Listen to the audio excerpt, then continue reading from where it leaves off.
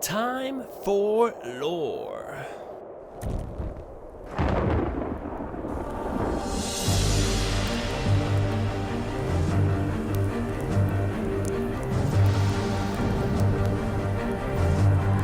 Buongiorno, high five, and hope you're having an awesome day.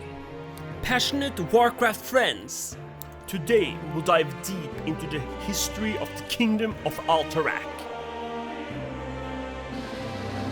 The shield of humanity, the righteous defenders of the human lands.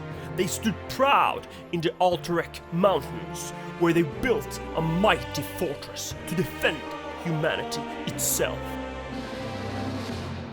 Their days of glory was many, but then the kingdom fell to ruin, and let's hope that one day the people of Alterac will reunite and find the courage to take back the lost kingdom.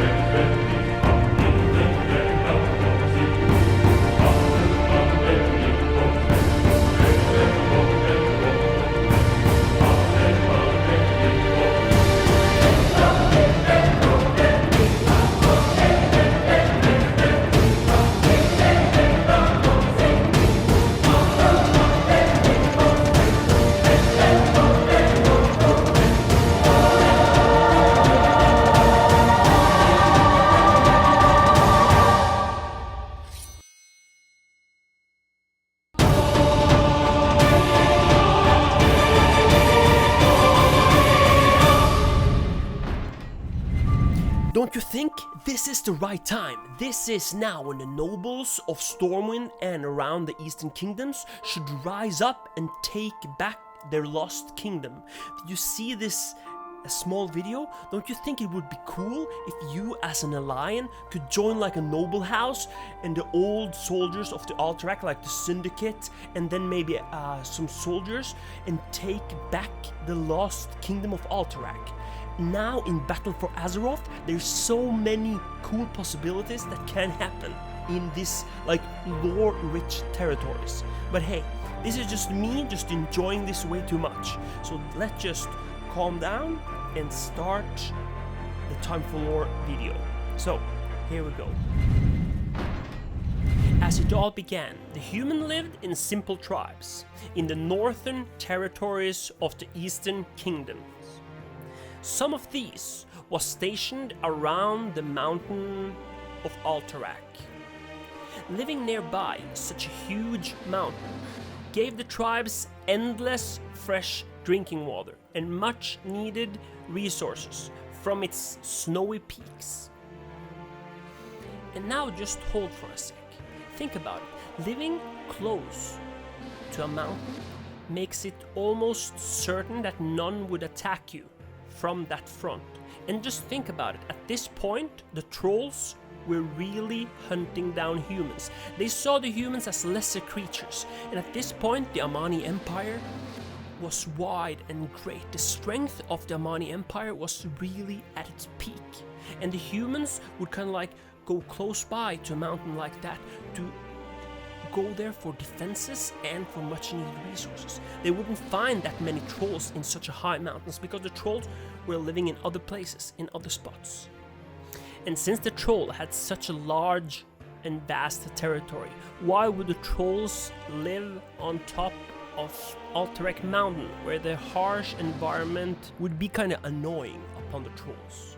But here I'm gonna show you how awesome the feeling of a mountain can be. Just watch this.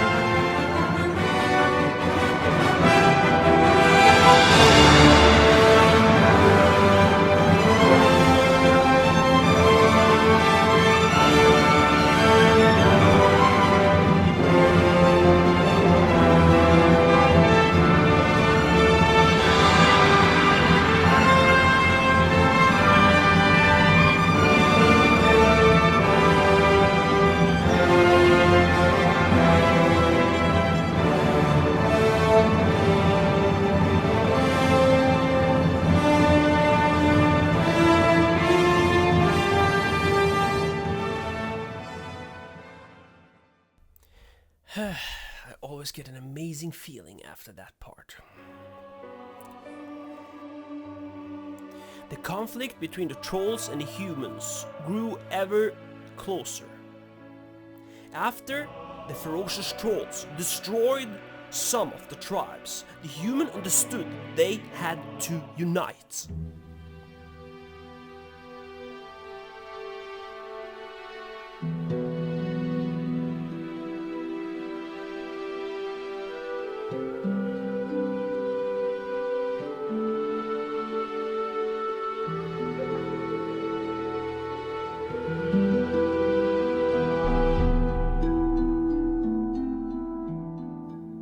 The high walls of the city kingdom of Stromgarde gave safety to its people. Many of the tribes flocked to its city gates. The city grew fast, and so did its army. At this point, few human tribes stayed outside of the borders of the kingdom of Stromgarde. One of these tribes were the mountain tribes of Alterac. The king of Stromgarde, King Thoradin, were so impressed by the bravery and strength of this tribe that he decided to build a city fortress upon the mountain. The plan was to make this fortress so great that it would rival Stromgarde itself. This new city would get its name from the mountain it was built upon, Alterac. And its position would make it become the shield of humanity and the protector of all of the lands that had gathered under the banner of Stromgarde. When all of the human problems were solved and humanity started to look outwards, the great city fortress of Alterac Mountain would ask for independence. Being its own kingdom, the city fortress grew even larger. But the future of this kingdom was dire, because no one of its citizens, and not even the king himself, knew that in the future the kingdom would be taken on a darker path.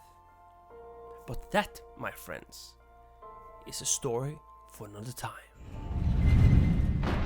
So, what do you think? Did you enjoy this video? Did you enjoy the story of the Alterac and the story around the kingdom, how it was created, how the very existence of this city fortress came to reality?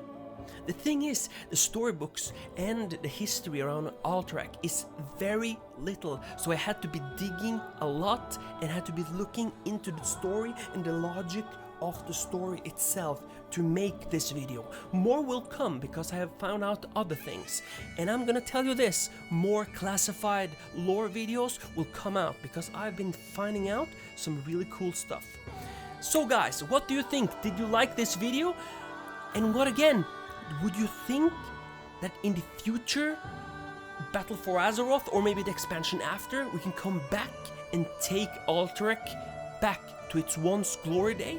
It would be so cool to have like a battlefront on Alterac Mountain where the humans would have like half of the city and the orcs and the undead would try to defend the other part of the city. That would be so cool.